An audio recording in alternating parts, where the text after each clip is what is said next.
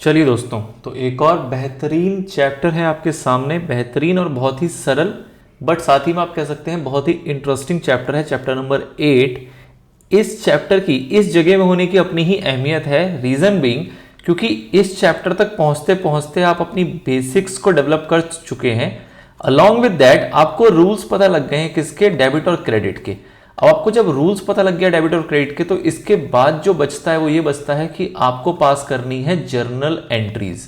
क्या पास करनी है? आपको एंट्रीज करनी है, जिसको हम अकाउंटिंग एंट्रीज कहते हैं, जो कि हमारा बिल्कुल एक बेस होता है फाइनल अकाउंट तक पहुंचने के लिए। कोई भी अकाउंटिंग इंफॉर्मेशन जनरेट करने के लिए जर्नल एंट्रीज तक हमें पहुंचना होता है। लेकिन इसके बीच में जो जरूरी है वो क्या? इस चैप्टर को समझना कि कोई भी ट्रांजैक्शन की शुरुआत कैसे होती है, सोर्स डॉक्यूमेंट्स क्या होते हैं और वाउचर्स क्या होते हैं। ये एक बेसिक सा चैप्टर है जिसके अंदर सिर्फ इतनी सी बात होके चलेगी। 2 पार्ट में ये चैप्टर हमारा खत्म हो जाएगा।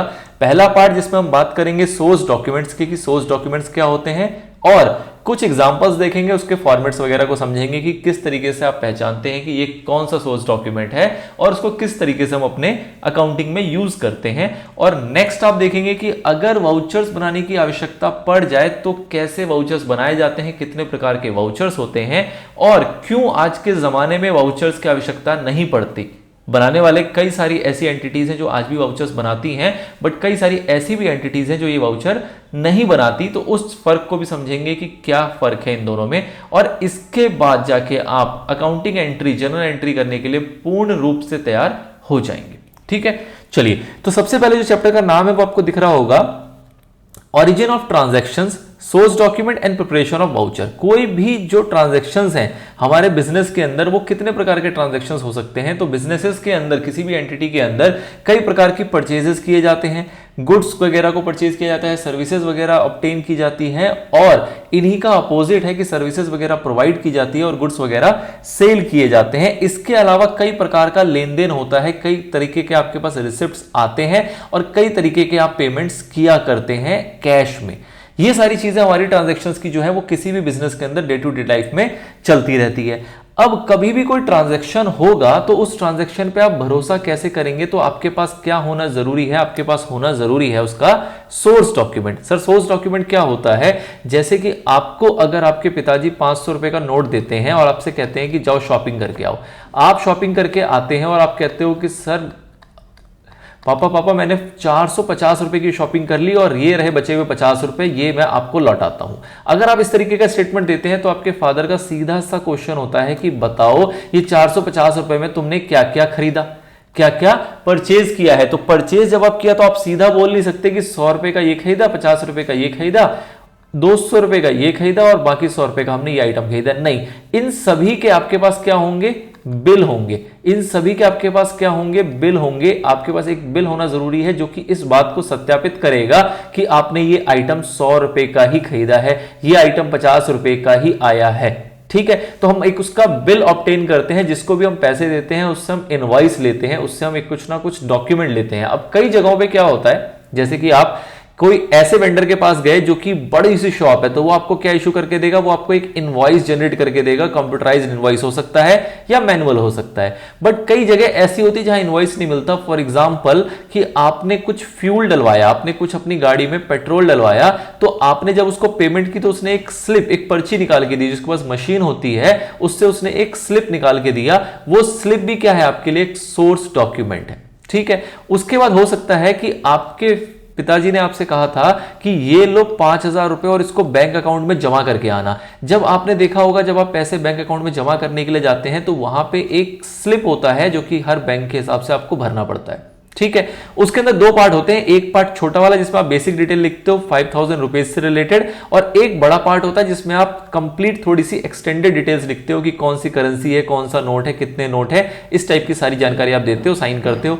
बैंक वाला क्या करता है? वो इसको बीच से फाड़ता है, ये छोटी वाली रिसिप्ट जो है उस पर स्टैम्प मार के आपको दे देता है। ये क्या है? ये भी एक प्रकार का सोर्स डॉक्यूमेंट है। कोई आपसे पूछे कि बताओ तुमने 5000 रुपए जमा किए कि नहीं किए, किस अकाउंट में किए, किस बैंक में किए, तो आप उसको क्या दिखाओगे? ये छोटी वाली पर्ची जिसपे कि बैंक का स्टैंप लगा हुआ होता है। ये भी एक प्रकार का सोर्स डॉक्यूमेंट कहलाता है। मतलब क्या है कि जितने भी ट्रांजैक्शंस होते हैं उस ट्रांजैक्शंस को सपोर्ट करने के लिए जो भी डॉक्यूमेंट आपके पास है, that document is source document. कोई भी पर्ची हो सकती है जो कि आपको दूसरे व्यक्ति से प्राप्त हुई होगी, वो पर्ची आपकी खुद की बनाई हुई नहीं होगी। बैंक का स्टाम्प है, दूसरे का हो गया, दूसरे ने कोई टैक्स इनवॉइस जनरेट करके दिया, उसकी तरफ से मिला वो डॉक्यूमेंट हो गया। आपको किसी मशीन से कोई रिसिप्ट की कॉपी निकाल के दी है, वो भी सामने वाले के लिए डॉक्यूमेंट था, आपके लिए वो सोर्स डॉक्यूमेंट बनेगा। इसकी जरूरत क्यों पड़ती है? क्योंकि आपने एक कॉन्सेप्ट पढ़ा था जिसके अंदर आपने बताया था कि आपके सारे डॉक्यूमेंट जो है वो वेरीफाई होने योग्य होने चाहिए। कॉन्सेप्ट का नाम क्या था? Verifiable objective principal.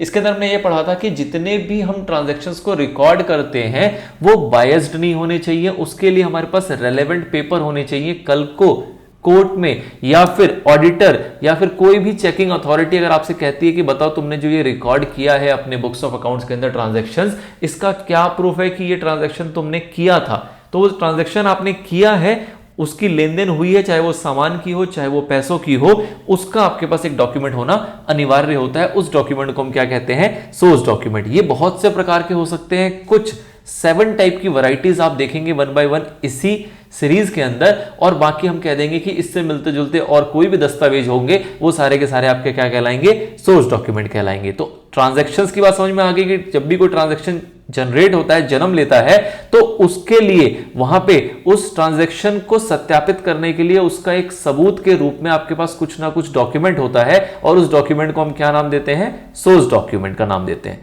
ठीक है, तो जितने भी फाइनेंशियल ट्रांजैक्शन है जब उसको बुक्स में रिकॉर्ड करने की बारी आती है, तो सामने वाला जो बंदा रिकॉर्ड करेगा, जो उसका वाउचर बनाएगा, वो आपसे क्या मांगेगा कि बताओ सोर्स डॉक्यूमेंट क्या है, क्या एविडेंस है कि ट्रांजैक्शन हुआ। आप कहते हो कि मैंने 5,000 रुपए किसी को दिए, क्या उसका प्रूफ है? कहीं से 5,000 रुपए मिले, क्या उसका प्रूफ है? आपने किसी से उधार में कुछ सामान खरीदा, क्या उसका प्रूफ है? जो भी आपके पास एविडेंस है उस ट्रांजैक्शन को बुक्स में रिकॉर्ड करने के लिए, वो एविडेंस क्या है? आपका एक प्रकार का सोर्स डॉक्यूमेंट है। ठीक है, जो कि ये आपको प्रूव करेगा कि आपने वो ट्रांजैक्शन की है या नहीं की। ठीक है सर। नाउ ये जो डॉक्यूमेंट है ये क्या है? ये सबसे पहला रिकॉर्ड कहलाता है किसी भी बिजनेस ट्रांजैक्शन के लिए। क्यों?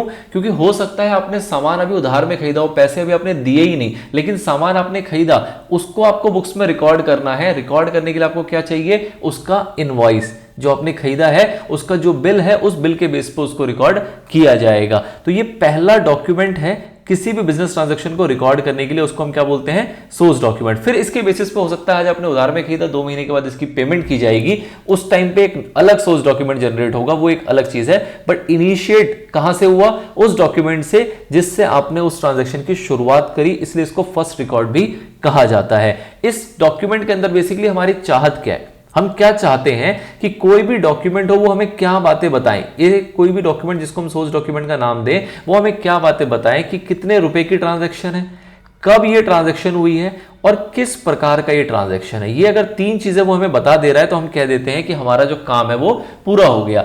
इसके अलावा अगर आपने उधार में काम किया है तो ऑब्वियस सी बात है आपको पर्सन का नाम भी चाहिए, जो पार्टी इन्वॉल्व है उसका नाम भी आपको यहां पे चाहिए कि कौन पार्टी है, क्योंकि कहीं ना कहीं भविष्य में जाके आपको उसको पेमेंट करना पड़ेगा, या फिर अगर आपने उधार में सामान बेचा है तो भविष्य में उससे पैसे लेने पड़ेंगे। तो हमें पता होना चाहिए वो कौन व्यक्ति है जिसको हमें पैसे देने हैं या फिर उससे पैसे लेने हैं। बट इन जनरल इससे भी प्राइमरली रूप पे अगर बात करें तो 3 इंफॉर्मेशन हमें चाहिए होते हैं किसी भी सोर्स डॉक्यूमेंट से, कि वो ट्रांजैक्शन हुई कब थी, कितने रुपए की ट्रांजैक्शन थी और क्या नेचर है उस ट्रांजैक्शन का। जैसे कि अगर एक्सपेंडिचर का ट्रांजैक्शन है तो एक्सपेंसेस के बिल होंगे आपके पास, आपने कुछ परचेज किया है तो उसका बिल होगा आपके पास, अगर आपने कोई फर्नीचर खरीदा है, कोई एसेट खरीदा है तो उसका नेचर पता लगेगा उसी डॉक्यूमेंट को देख के कि ये फर्नीचर खरीदा है आपने 50,000 रुपए का, या 50,000 रुपए का आपने कोई फ्यूल खरीदा है, या 50,000 रुपए की आपने कोई पार्टी की है।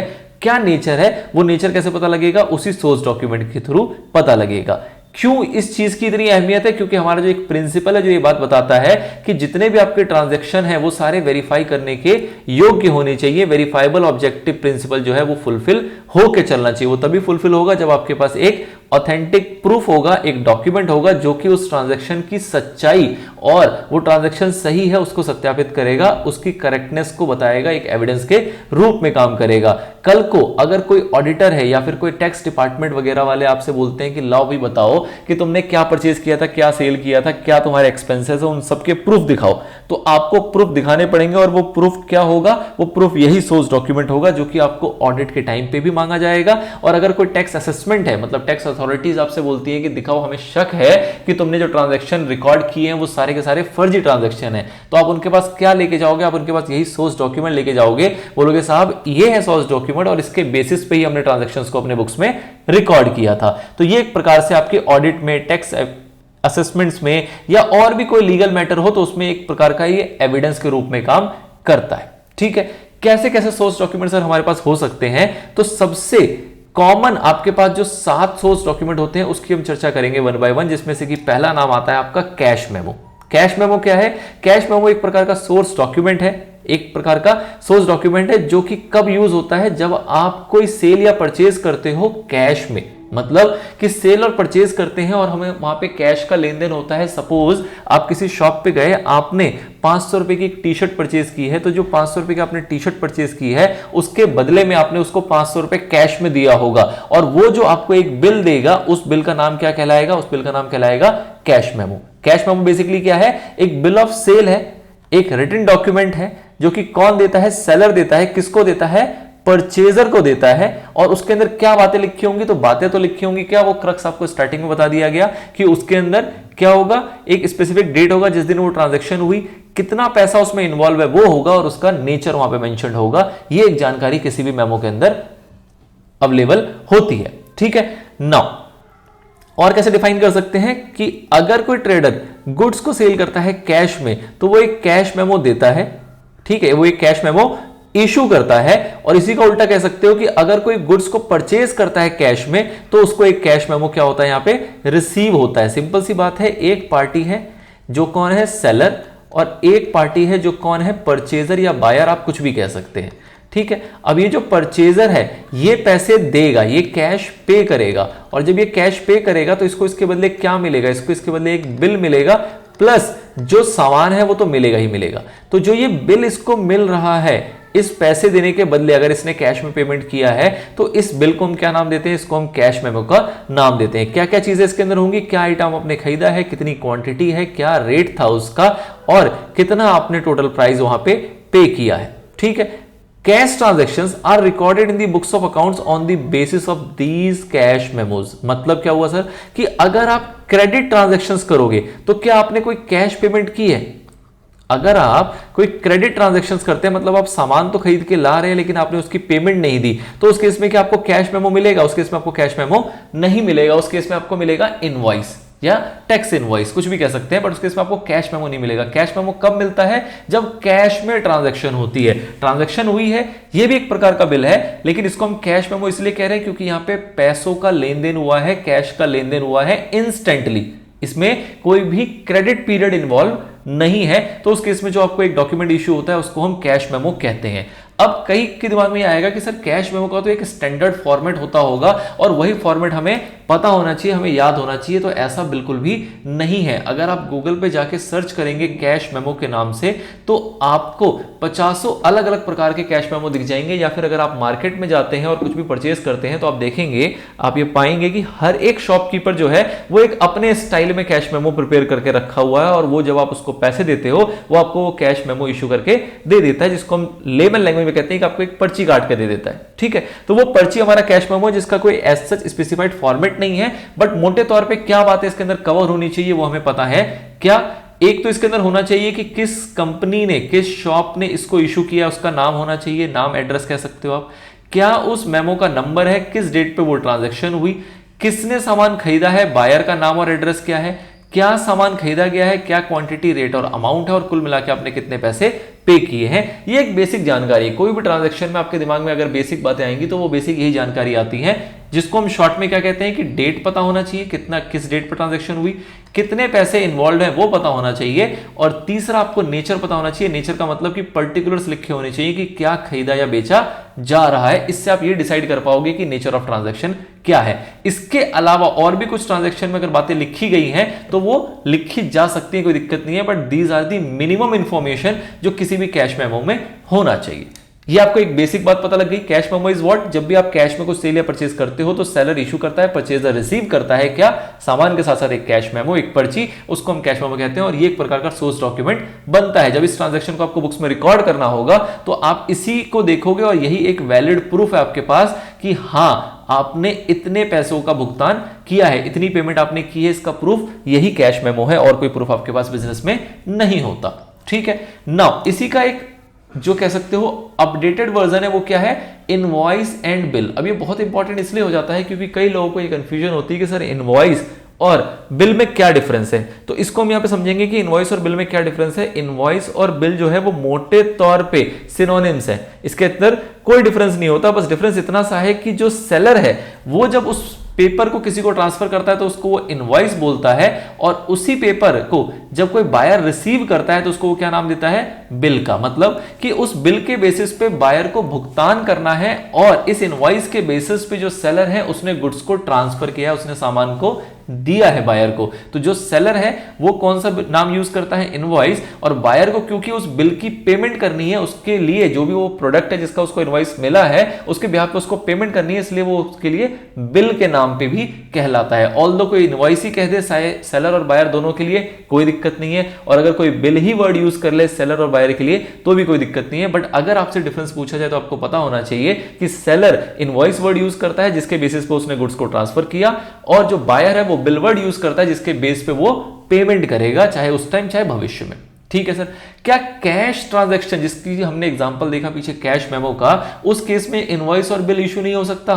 बिल्कुल हो सकता है। ये उसका एक एक्सटेंडेड वर्जन है। मतलब कि कैश मेमो वो लोग इशू करते हैं जो छोटे मोटे कर्मचारी होते हैं। बट आप अगर किसी बड़े शॉप पे जाओगे, किसी बड़े ब्रांड में जाओगे और वहां पे अगर आप कुछ परचेज करोगे उसके बदले में कैश में पेमेंट करोगे तो वो आपको कैश मेमो नहीं देके क्या देगा, आपको इनवॉइस ही देगा, जिसको हम टैक्स इनवॉइस भी कहते हैं। ठीक है, तो अगर किसी ने टैक्स इनवॉइस दे दिया तो क्या आप इस बात पे लड़ेंगे कि साहब हमें तो कैश मेमो चाहिए क्योंकि ये एक सोर्स डॉक्यूमेंट है? नहीं, ऐसा कुछ भी नहीं। आपको कोई भी एक सोर्स डॉक्यूमेंट चाहिए।